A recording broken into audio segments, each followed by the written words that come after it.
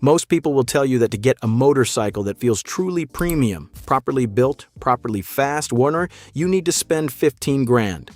Most people are wrong. There's a quiet list of bikes hiding at the dealer right now, all under $7,000 that embarrass machines twice their price. And the one I picked for number one is the bike I'd put my own money on tomorrow.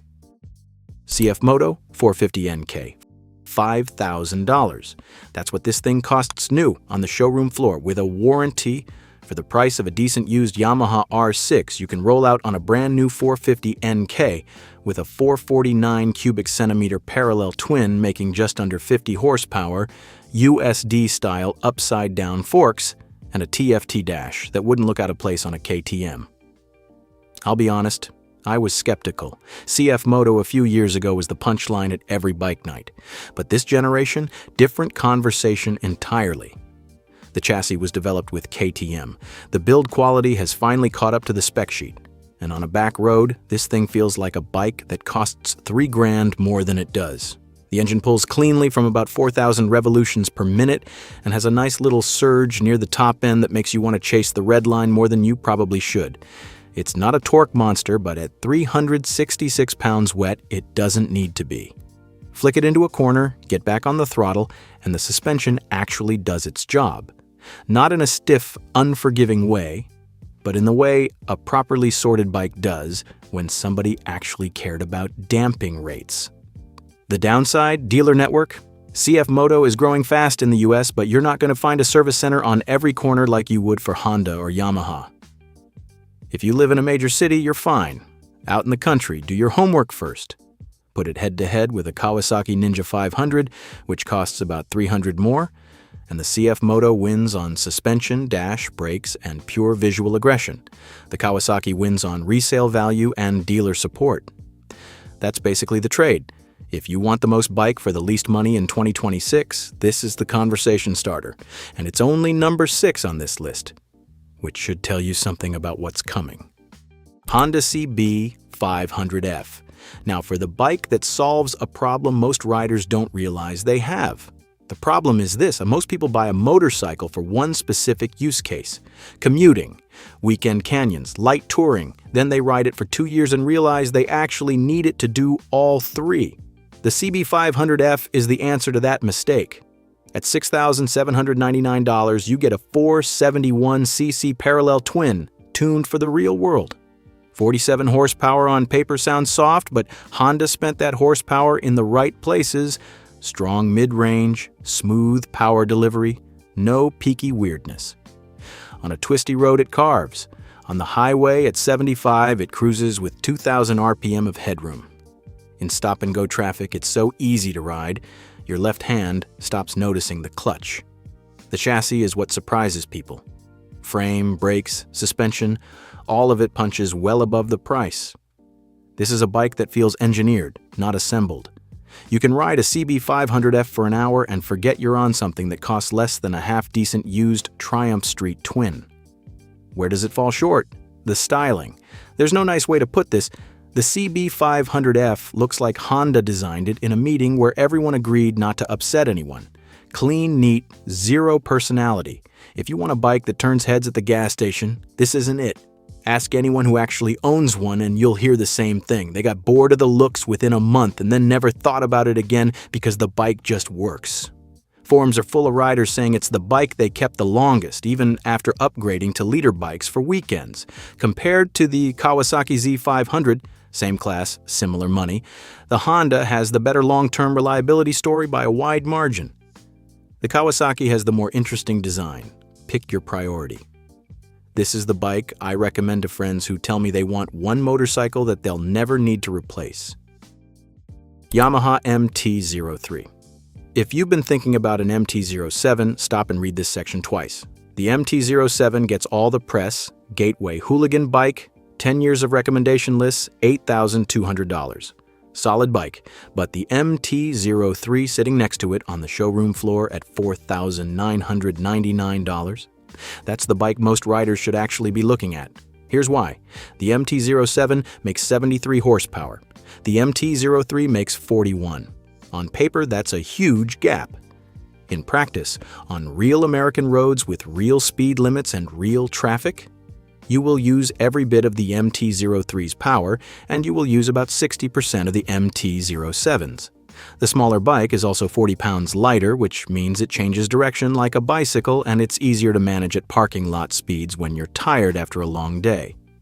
The 321cc parallel twin is a sweet little engine. Revs cleanly to 12,000, throttle response is razor sharp, and the chassis handles whatever you throw at it. Yamaha builds this thing in the same factory as their pricier models, and it shows in the fit and finish. Switchgear feels good, paint is properly thick, welds on the frame are clean. Nothing about this bike feels cheap.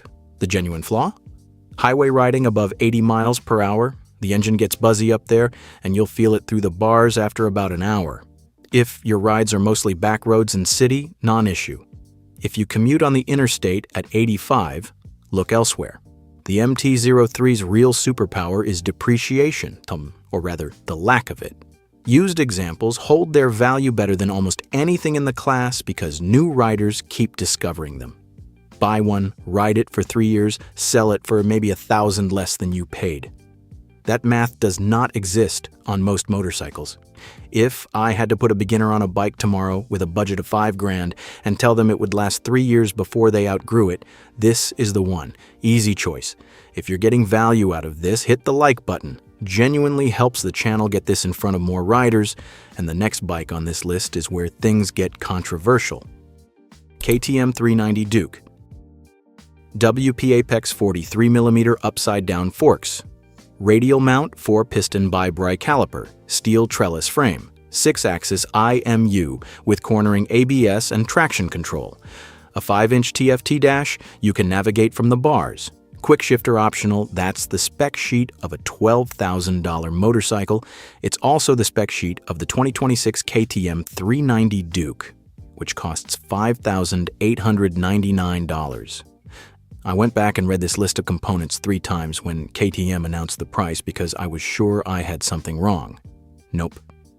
Whatever black magic KTM is running through their Indian production with Bajaj, the result is a small displacement bike with the equipment of something more than twice its price. What does that translate to on the road? A bike that feels properly aggressive in a way nothing else in this segment does. The 399cc single produces around 45 horsepower, and it has the angry, intense character of a much bigger motor. The chassis is razor sharp, almost too sharp for new riders, honestly. This is not a relaxed bike. It wants to be ridden hard all the time, and it punishes lazy inputs. Ride one for an afternoon and you start riding faster than you intended to. That's the highest compliment you can pay a sport leaning naked. Real flaws? 2. First, the single-cylinder vibration above 6,500 revolutions per minute gets old on long rides. This is a bike that loves canyon roads and hates interstates. Second, KTM build quality has historically been a mixed bag. The latest generation is much better, but you should still budget for a chain and sprocket replacement earlier than you'd expect and keep an eye on consumables. Take it head-to-head with a Yamaha MT-03 and the KTM wins on everything performance-related. The Yamaha wins on long-distance comfort and reliability track record. Different bikes for different riders. This is the bike I would buy if I wanted maximum hooligan per dollar in 2026. Nothing else in this price range comes close on pure spec. Husqvarna Svartpilen 401. Now picture this scenario. You pull into a coffee shop on a Saturday morning. There's a Triumph Bonneville parked out front, a Ducati Scrambler next to it, maybe a Royal Enfield somewhere in the lot. You roll up, kill the engine, and 3 people walk over to ask what you're riding. That's the Svartpilen 401 effect. It looks like a $14,000 boutique motorcycle, and it costs $5,899. Here's the trick. The Svartpilen shares its engine, frame, and most of its mechanical hardware with the KTM 390 Duke we just talked about. Same parent company, same factory, same parts bin. What changes is the styling, the riding position, the suspension tune, and the wheels. Husqvarna takes the KTM platform and turns it into something completely different in feel, calmer, more relaxed, more deliberate. A Scrambler-flavored single instead of a sport-flavored one. On the road, this means a bike that's just as fun on a back road but easier to live with the rest of the time. Riding position is upright and natural. The seat is actually decent for an hour or so before you start shifting around. Bars are wide enough for proper leverage and tight stuff. And the engine has the same 45 horsepower punch as the Duke without quite the same need to be ridden at 10/10. Where it loses points is practicality. The fuel tank is small. The mirrors are mostly decorative. Luggage options are nearly non-existent unless you're willing to fit a soft bag and call it good. This is a bike built around a very specific aesthetic, and Husqvarna refuses to compromise that aesthetic for things like commuter convenience.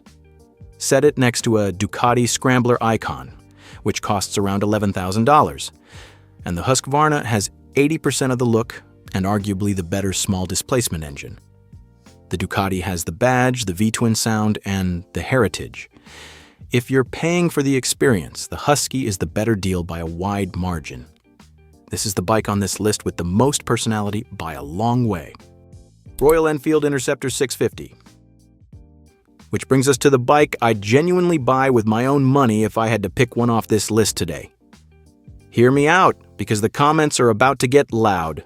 The Royal Enfield Interceptor 650 costs $6,149. For that money, you get a 648 cubic centimeters air and oil-cooled parallel twin, making 47 horsepower, a steel double cradle frame, twin shocks at the back, retro-correct styling that doesn't look like a costume, and this is the part that matters, the smoothest, most charismatic engine in the entire sub-$7,000 segment. I've ridden bikes that cost 3 times this much that don't have half the soul. The Interceptor's engine has this lazy, torquey, mechanical character you can only get from a properly designed parallel twin tuned for personality instead of peak horsepower. Roll the throttle on at 3,000 revolutions per minute in 4th gear and it just pulls. No drama, no peakiness, just a satisfying surge of forward motion that makes you feel like you're riding something with proper engineering pedigree behind it. This is also a bike you can ride all day. The seat is honest. The riding position is neutral. The suspension is set up for actual American road conditions instead of European racetracks. You can put 300 miles on it on a Sunday and not feel like you went 10 rounds with somebody. So the flaws are real, and you should know them. It's heavy at 444 pounds wet, about 80 pounds more than the KTM. It's not fast in a straight line above 90 mph, and the brakes, while adequate, are nothing special. The stock exhaust is too quiet, and the stock mirrors are too small. But here's the thing nobody mentions until they own one. The Interceptor has a community. Royal Enfield owners are some of the most active, friendliest riders in the country, and that ecosystem has real value. Forums, meetups, custom culture, parts availability. It's all there. Ride one of these for a year, and you'll have made a dozen friends without trying. Comparison time, a Triumph Bonneville T100 costs around $11,000. The Interceptor delivers about 90% of that experience for 56% of the money. That math is the entire reason this bike sits at number 1. It's the bike on this list that feels the most like a $15,000 motorcycle. So here's the verdict. 6 bikes, all under $7,000, all of them genuinely punching above their price. The CF Moto 450 NK is the value shock pick. The Honda CB 500F is the bike you'll never regret buying. The MT-03 is the smart starter. The KTM 390 Duke is the maximum performance flex. The Svartpilen 401 is the style win. And the Royal Enfield Interceptor 650 is the one with actual soul. If I had to spend my own money tomorrow with no other context, Interceptor 650 every time. The character of that engine alone is worth the entry price, but that's me. Which one of these 6 would you actually pull the trigger on? Drop the model in the comments. I read them. And if you want more honest motorcycle takes that don't read like brochure copy, hit subscribe.